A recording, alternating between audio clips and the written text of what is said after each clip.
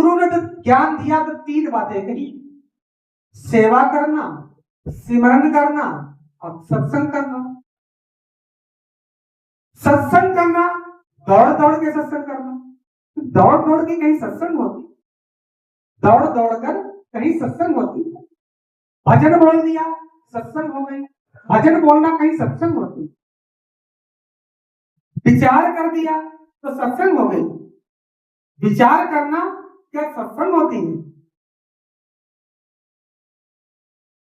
जो भी यहां बैठकर हम कहते हैं, सुनते हैं, समझते हैं, ये संगत है। संगत, संगत यानी आदान प्रदान, एक दूसरे का साथ करना।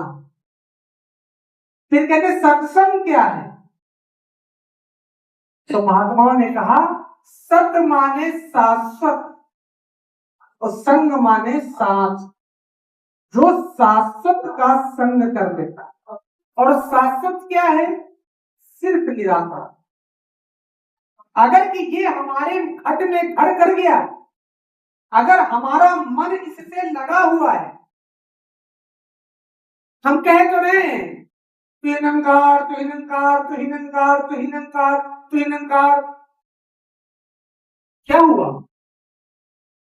निरंकार जाग गया कि हम जाग गए?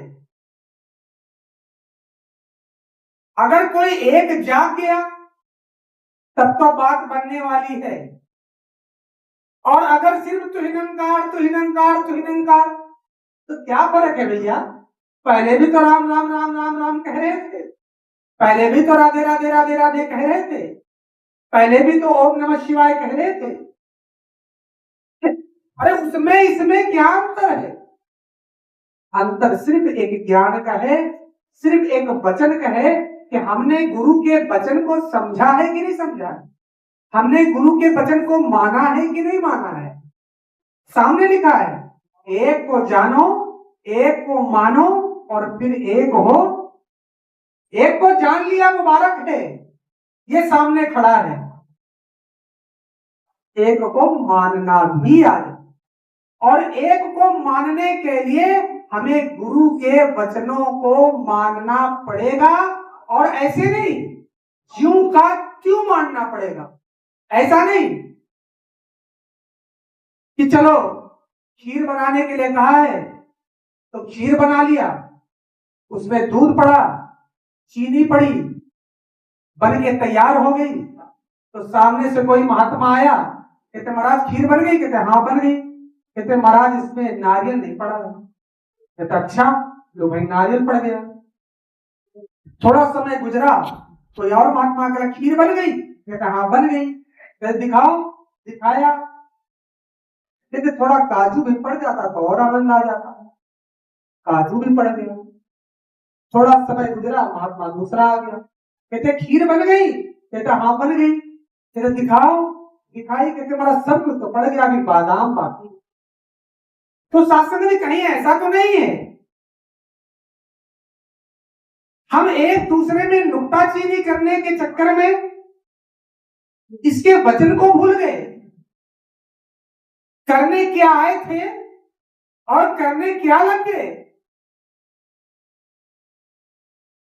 गुरु ने तो हमें एक ही बात बताई थी, एक कही दूजे ने मानी, कह नानक दोनों ब्रह्म ज्ञानी। एक ने कहा और दूजे ने मान लिया तो शास्त्र की बात बनती।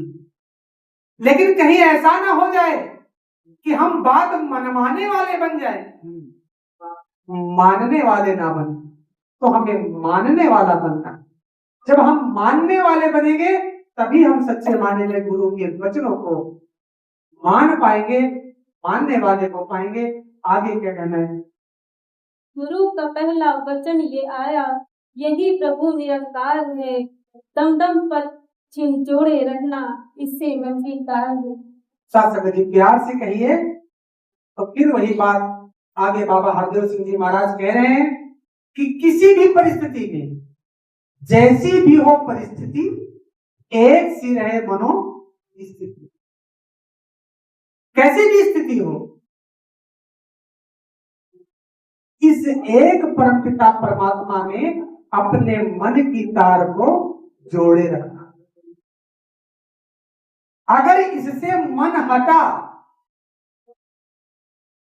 तो एक वो मोटर गाड़ियों में लिखा रहता है नजर हटी और दुर्घटना घटी।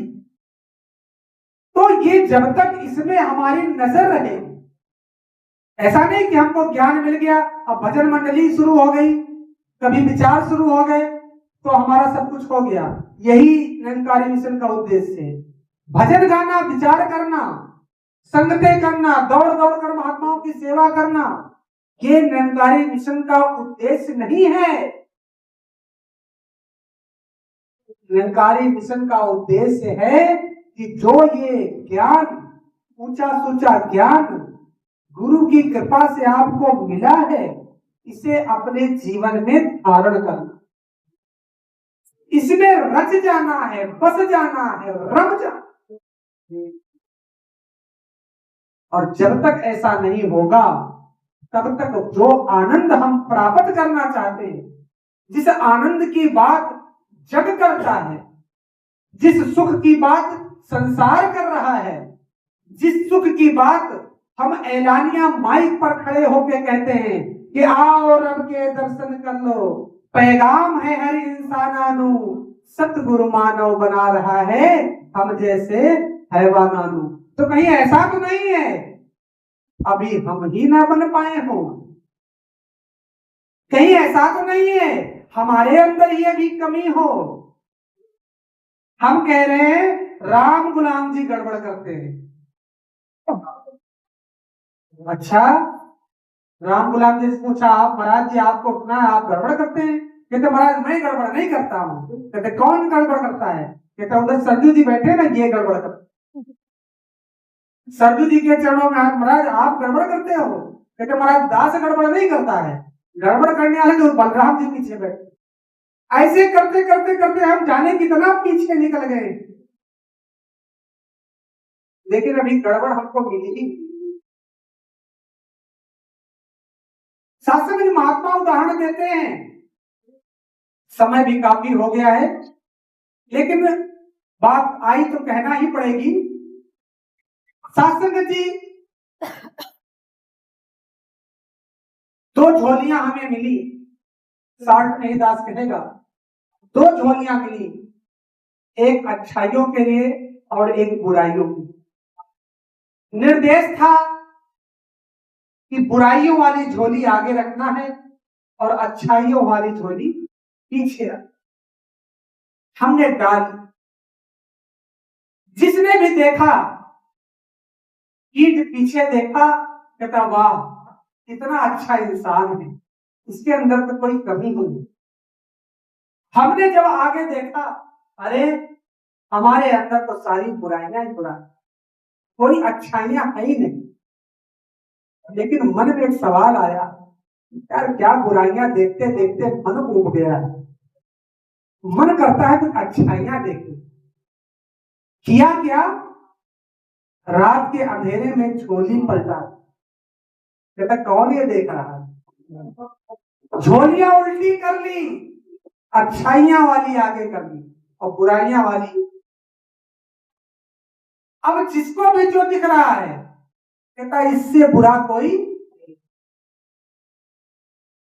जबकि महात्मा क्या कह रहे हैं, बुरा जो देखन मैं चला, बुरा न मिलया कोई, जो दिल खोजा अपना तो मुझसे बुरा ना था, तो मुझसे बुरा कोई नहीं। लेकिन जब अच्छाइयों वाली झोली आगे आ गई तो हम क्या कह रहे हैं, यार मैं तो अच्छा हूं, इतना सुंदर विचार करता हूं, इससे अच्छा तो कोई विचार नहीं कर लेता, रोज हमारी ड्यूटी लगवाया करो, मैं अच्छे तरीके से संगतों को समझा दूंगा। पता नहीं किसकी किसकी ड्यूटी लगवा देते हो, कोई अच्छी बात कहते नहीं, ना कोई समझाने वाली बात, क्योंकि हमारे अंदर अच्छाइयां आ गई, अहम आ गई। शासन परेशान, कोई मुझे प्यार नहीं कर रहा, कोई मेरा सत्कार नहीं कर रहा, कोई मेरी इज्जत नहीं कर रहा, सभी मेरी बुराइयां कर रहे हैं। अरे भाई बुराइयां नहीं करेंगे तो क्या करेंगे? तूने बुराइयां तुमको दिखाई हैं, अच्छाइयां तो तू खुद देख रहा है। शास्त्र में सतगुरु आज फिर से झोलियां पलट रहा, कहता झोलियां पलट लो, अपने आगे बुराइयों वाली झोली का, बुराइयों वाली, अच्छाइयों वाली पीछे है। जिसकी जिसकी झोली अच्छाइयों वाली पीछे है, संसार उसका नाम ले रहा है, संसार उसका नाम।